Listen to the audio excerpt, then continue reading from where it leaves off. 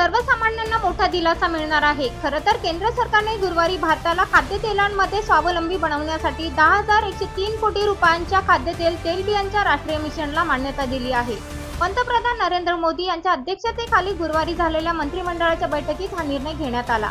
भारत आपल्या वार्षिक खाद्यतेलाच्या गरजेच्या 50% अधिक आयात करतो। सरकारने सोशल मीडिया प्लॅटफॉर्मवर एक्सवर म्हटलं की पुढील 7 वर्ष तेलबियाणे प्रोडक्शनच्या प्रकरणात भारताला आत्मनिर्भर बनवण्याच्या उद्देशाने कॅबिनेटने वर्ष 2024-25 ते वर्ष 2030-31 यासाठी 10,103 कोटी रुपयांसह outlet national mission of edible oil सीडला मंजुरी दिली आहे।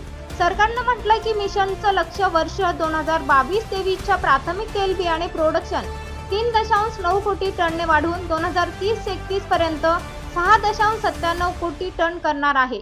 यात म्हटलंय की याचा हेतू तेलबियाण्यांच्या शेतीला अतिरिक्त 40 लाख हेक्टर मध्ये वाढवणे हा आहे। भारत इंडोनेशिया आणि मलेशिया येथून पाम तेल आणि ब्राझील अर्जेंटिना येथून सोयाबीन तेल आयात करतो। येथे सूर्यफूल प्रामुख्याने रशिया आणि युक्रेन मधून आयात केले जाते। पंतप्रधान राष्ट्रीय कृषी विकास योजना आणि कृषी उन्नती योजनेलाही मंजुरी देण्यात आली। याशिवाय गुरुवारी मोदींच्या अध्यक्षतेखाली मंत्रिमंडळाची बैठक झाली। पंतप्रधान राष्ट्रीय कृषी विकास योजना आणि कृषी उन्नती योजनेला सरकारने मंजुरी दिली आहे। या दोन योजनांवर सरकार 1 लाख कोटी रुपये खर्च करणार आहे। आता आपल्या स्वप्नातील प्लॉट्स घेणे झाले सोपे।